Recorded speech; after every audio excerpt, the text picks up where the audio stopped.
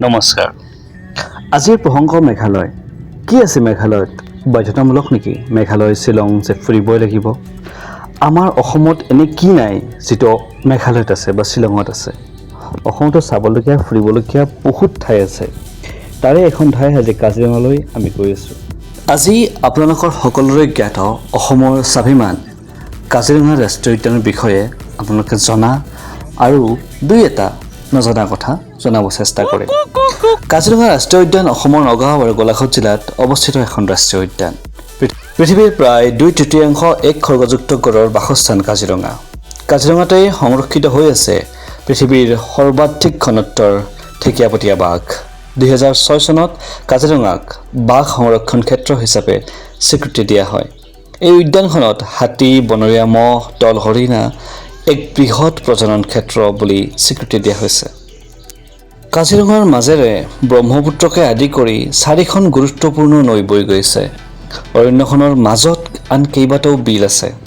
কাজিৰঙাক লৈ কেইবাখনো কিতাপ, গান ৰচনা হোৱাৰ উপৰিও 2005 চনত কাজিৰঙা ৰাষ্ট্ৰীয় উদ্যানে সংৰক্ষিত বনাঞ্চল হিচাপে 100 বছৰ অতিক্ৰম কৰে। 1905 চনত কাজিৰঙাক এই সন্মান দিয়া হৈছিল।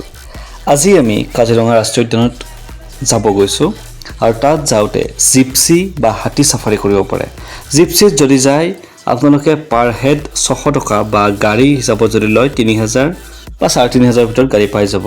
আৰু আপোনালোকে যদি দূৰবীণ লয়, মানে যদি দূৰৰ প্ৰাণীকে চাব খোজে, দূৰবীক্ষণ লৈ যায়, তেতিয়াহ'লে তাৰ কাৰণে আপুনি এক্সট্ৰা 300 টকা পে' কৰিব লাগিব। তো আমি আৰম্ভ কৰিছোঁ আমাৰ এই যাত্ৰা কাজিৰঙা অভয়াৰণ্যৰ মাজত। কিন্তু যাই থাকোঁতে কাজিৰঙা অভয়াৰণ্যৰ মাজত কিছুমান চিন দেখাই থৈ যাম যিমানখিনি পাৰোঁ। কাজিৰঙাত মেইনলি ওখ ঘাঁহ মানে এলিফেণ্ট গ্ৰাছ বহুত পোৱা যায়। ভাৰতৰ ভাইচৰয় লৰ্ড কাৰ্জন 1870 চনৰ পৰা 1906 চনলৈকে যোন আছিল, তেওঁৰ পত্নী মেৰী কাৰ্জনে প্ৰথম ভাৰতত গড় সংৰক্ষণৰ দাবী তুলিছিল। 1904 চনত কাজিৰঙা অঞ্চলত গড় চাবলৈ আহিছিল তদানীন্তন ভাৰতবৰ্ষৰ ভাইচৰয় লৰ্ড কাৰ্জনৰ পত্নী মেৰী কাৰ্জন। এই যাত্ৰাত তেখেতে অকল গড়ৰ খুৰা চাপ দেখা পায়, এটাও গড় দেখা নাপালে। কিন্তু আমি গড় দেখিছোঁ, গড় মানে বহুত গড়। কাজিৰঙাত আপুনি গড় এনেকুৱাকৈ দেখা পাব যে আপোনাৰ গাঁৱত যেনেকৈ গৰু চৰি থাকে তেনেকুৱাকৈ আপুনি গড় দেখা পাব। হয়তো গড়ৰ হত্যা কমিছে, নহয়তো গড়ৰ প্ৰজনন বৃদ্ধি পাইছে, যাক আমি আজিকালি সহজতে গড় দেখিবলৈ পোৱা যায়। আমি যোৱাৰ টাইমত এটলিষ্ট বহুত দেখিছিলোঁ গড়। তো আকৌ ইতিহাসৰ পাতলৈ ঘূৰি যাওঁ। 1904 চনত কাজিৰঙা অঞ্চলত গড় চাবলৈ আহিছিল মেৰী কাৰ্জন আৰু তেওঁ গড় দেখা নাপালে। কিন্তু তেওঁৰ লগত যোৱা পশু সন্ধানকাৰী বলোৰাম হাজৰিকাই, যিজন এজন চিকাৰী আছিল, তেওঁ গড় সংৰক্ষণৰ আৱশ্যকতা সম্পৰ্কে মেৰী কাৰ্জনৰ আগত ব্যাখ্যা দাঙি ধৰে। ইয়াৰ পাছতে তেখেতে স্বামী লৰ্ড কাৰ্জনক গড়ৰ সংৰক্ষণৰ ব্যৱস্থা কৰিবলৈ পতিয়ন নিয়ায় আৰু তেনেকৈ আৰম্ভ হৈছিল 1905 চনৰ 1 জুনত কাজিৰঙা সংৰক্ষিত বনাঞ্চল। পাছৰ 3টা বছৰ উদ্যানৰ পৰিসৰ আৰু 152 বৰ্গ কিলোমিটাৰ বঢ়াই ব্ৰহ্মপুত্ৰৰ পাৰলৈকে বিস্তাৰ কৰা হয়। 1908 চনত কাজিৰঙাক সংৰক্ষিত বনাঞ্চল ঘোষণা কৰা হয়। 1916 চনত ইয়াক অভয়াৰণ্য ঘোষণা কৰা হয়। কাজিৰঙা চিকাৰ অভয়াৰণ্য নামটো 1939 চনলৈকে বাহাল থাকে। এই সময়ছোৱাত কাজিৰঙাৰ ভিতৰত চিকাৰ কৰাৰ ওপৰত বাধা নিষেধ আছিল। ভ্ৰমণকাৰীক দৰ্শনৰ অৰ্থে অৰণ্যৰ ভিতৰলৈ যোৱাৰ অনুমতি দিয়া হৈছিল। এয়া এজাক বনৰীয়া হাতী কাজিৰঙা অভয়াৰণ্যৰ ভিতৰত। আপুনি মই ঘৰত বা ৰাস্তাত ফুৰি ফুৰা কিছুমান হাতী দেখা পাওঁ, কিন্তু বনৰীয়া হাতী দেখাৰ মজাই বেলেগ। বনৰীয়া হাতীৰ লগত যিকেইটা পোৱালি আছে তাৰ লগত কেতিয়াও ওচৰত যে ফটো উঠাব চেষ্টা নকৰিব। কিছুমান ড্ৰাইভাৰে ইয়াতে ষ্টাৰ্টৰ যিটো ৰেচ আছে এইটো বেছি কৰি পেলাই হাতীক অকণমান ভয় খোৱাৰ চেষ্টা কৰে বা তেওঁলোকৰ ফালে ঘূৰাই দিয়ে নেকি ফটোগ্ৰাফাৰ ফটো উঠাৰ কাৰণে চেষ্টা কৰে। কিন্তু এইটো সঁচাকৈ বহুত ভয় লগা কথা, কাৰণ হাতীয়ে যদি খেদি আহে তো তাৰ পৰা বচা বহুত মুস্কিল। আৰু আমি এতিয়ালৈকে দঁতাল হাতীটো দেখা নাই, এইকেইটা চব মাখুন্দিহে। আৰু ইয়াৰে ভিতৰত 4টা সৰু সৰু বাচ্চা আছে আৰু সিহঁতে বালিত খেলি আছে। আচ্ছা, এতিয়া আমি যাম কাজিৰঙা নামটোৰ উৎপত্তি কেনেকৈ হ'ল। কাজিৰঙা নামৰ উৎপত্তি সম্পৰ্কে 3টা কাহিনী এতিয়াও চলচিত্ৰ মানে চলি আছে। তাৰে এটা কাহিনী হ'ল ৰঙা নামৰ ছোৱালী এজনীয়ে কাৰ্বি ডেকা কাজী নামৰ ল'ৰাজক ভাল পাইছিল, কিন্তু সমাজৰ বাধাৰ বাবে দুয়োৰে প্ৰেম এক হ'ব নোৱাৰিলে। আৰু সমাজৰ বাধাৰ পৰা নিস্তাৰ পোৱাৰ স্বাৰ্থত দুয়ো এদিন একেলগ হৈ পলাই গৈ তেতিয়াৰ অটব্য অৰণ্যত সোমাই গৈছিল আৰু তাৰ পৰা কোনোদিন ঘূৰি নাহিল দুয়ো। আৰু সেই ৰঙাই যে কাজিক ভাল পাইছিল, ভাল পাই পেলাই কাজিৰঙাত সোমাই গৈছিল। মানে তেতিয়া কাজিৰঙা নাছিল, তেতিয়া এখন ঘৰ অৰণ্য আছিল।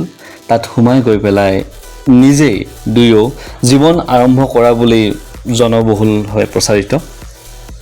সেই যে সিহঁত সমাজৰ পৰা পলাই গৈ পেলাই এদিন সেই হাবিখনত সোমাল আৰু কেতিয়াও উভতি নাহিল, সেই হাবিখনেই বৰ্তমানৰ কাজিৰঙা বুলি জনশ্ৰুতি বিৰাজমান কাৰ্বিসকলৰ মাজত। আন এটা প্ৰবাদ মতে আমাৰ সকলোৰে গুৰু শ্ৰীমন্ত শংকৰদেৱে এহাল অপুত্ৰক দম্পতী মানে যাৰ ল'ৰা ছোৱালী নাই, তেনেকুৱা এহাল দম্পতীক শংকৰদেৱে উপদেশ দিছিল যে তোমালোকে যদি এই ঠাইডোখৰত মানে কাজিৰঙা, এতিয়াৰ কাজিৰঙাত যদি এটা পুখুৰী খন্দাই দিয়া, তেতিয়াহ'লে তোমালোকৰ এই মনোবাঞ্ছা পূৰ্ণ হ'ব। আৰু সেই কথামতে কাম কৰাৰ পিছত হয়তো তেওঁলোকৰ সন্তান জন্ম হৈছিল। আৰু তেনেকৈ সেই কাজি আৰু ৰঙা নামৰ দম্পতীহালৰ নামেৰেই এসময়ত এই হাবিখনৰ নাম কাজিৰঙা হৈছিল। সেইটোও এটা প্ৰচলিত কথা যে শংকৰদেৱে কাজি আৰু ৰঙা নামৰ দম্পতীহালক তাতে এটা পুখুৰী খন্দাবলৈ দিছিল। আৰু যাৰ পিছত মানে সময়ৰ গতিত লাহে লাহে সেই ঠাইখিনিৰ নামেই কাজিৰঙা হিচাপে পৰিচিত হৈ ৰয় আৰু সেইখিনিয়ে আজিৰ কাজিৰঙা অভয়াৰণ্য। আৰু এটা কাজিৰঙা নামটোৰ প্ৰাচীনত্ব সম্বন্ধে এটা সমল পোৱা যায়। সপ্তদশ শতিকাৰ আহোম স্বৰ্গদেউ প্ৰতাপ সিংহ সেইফালে যাওঁতে সেই ঠাইৰ মাছৰ সোৱাদত আকৃষ্ট হৈ সেই ঠাইখিনিৰ নাম সোধাত কাজিৰঙা বুলি উত্তৰ দিয়াৰ উল্লেখ পোৱা যায়। কাজিৰঙা আন এটা উৎস হ'ব পাৰে কাৰ্বি ভাষাৰ শব্দ কাজি মানে ছাগলী, আৰু ৰঙাই অৰ্থাৎ ৰঙা ছাগলীৰ স্থান লেণ্ড অফ ৰেড গোটছ যিটোক কয় কাজিৰঙা, তাৰ পৰাও কাজিৰঙা নামটোৰ উৎপত্তি হোৱা বুলি ধাৰণা কৰা যায়। কিছুসংখ্যক বুৰঞ্জীবিদৰ মতে কাজিৰঙা কাৰ্বি ভাষাৰ কাজিৰ এই ৰং শব্দৰ পৰা আহিছে। ইয়াৰ অৰ্থ হ'ল কাজিৰ গাঁও। কাৰ্বি ভাষাত কাজি এই ৰঙাই মানে কাজিৰ গাঁও। কাৰ্বিসকলৰ মাজত ছোৱালীৰ নাম হিচাপে কাজিৰ বহুল প্ৰচলিত, মানে বহুতো ছোৱালীৰ নাম কাজি থাকে। বিশ্বাস কৰা হয় যে এটা সময়ত কাজি নামৰ এগৰাকী মহিলাই এই অঞ্চলত শাসন কৰিছিল। আৰু এই অঞ্চলৰ সিঁচৰিত হৈ থকা কাৰ্বি ৰাজ্যৰ বিভিন্ন শিলাকৃতিয়ে এই মতবাদৰ সপক্ষে সাক্ষ্য আগবঢ়ায়। তো আমি আজি বহুতকেইটা কাহিনী শুনিলোঁ কেনেকৈ কাজিৰঙাৰ নাম কাজিৰঙা হ'ল। তাৰে যিকোনো এটা কাৰণ হ'ব পাৰে, হয়তো কাজি এই ৰঙাই যিটো আছে সেইটো হোৱাৰ চান্স বহুত বেছি, কাৰণ তাৰে ওচৰে পাঁজৰে কাৰ্বি মানুহ আছে আৰু তাতে কাৰ্বিসকলৰ শিলাকৃতি বহুত দেখা যায়। আজি আমি যিটো ৰাইড কৰি আছোঁ, মানে জিপচিত যিটো ঘূৰি আছোঁ, সেইটো এটা 28 কিলোমিটাৰৰ এটা কাৰ্ভ টাইপৰ ৰাইড হ'ব। মানে কাজিৰঙাৰ ভিতৰত 28 কিলোমিটাৰ ঘূৰাব। তাতে ৰাস্তা আছে, কিন্তু পকী ৰাস্তা নহয়, বালিৰ ৰাস্তা, পূৰা বালি, আৰু তাত সৰু সৰু জন্তু বহুত দেখা পোৱা যায়। কিমানখিনি জন্তু দেখাব পাৰিম মই নাজানো, কিন্তু হাতী, গড় এইকেইটাতো দেখিব পাবই আপুনি। বনৰীয়া মহ মই দেখিছোঁ। আৰু মই বন গাহৰি দেখিছিলোঁ, কিন্তু কেমেৰাত বন গাহৰিটো কেপচাৰ নহ'ল, বিৰাট জোৰত দৌৰে যে, তো কেপচাৰ কৰিব নোৱাৰিলোঁ। এটা বন গাহৰি দেখিছিলোঁ, আৰু হয়তো ওচৰে পাজৰে আৰু বন গাহৰি আছিল। বাকীখিনি মই এই ভিডিঅ'টোৰ নেক্সট পাৰ্টটোত দেখাব চেষ্টা কৰিম। ঠিক আছে।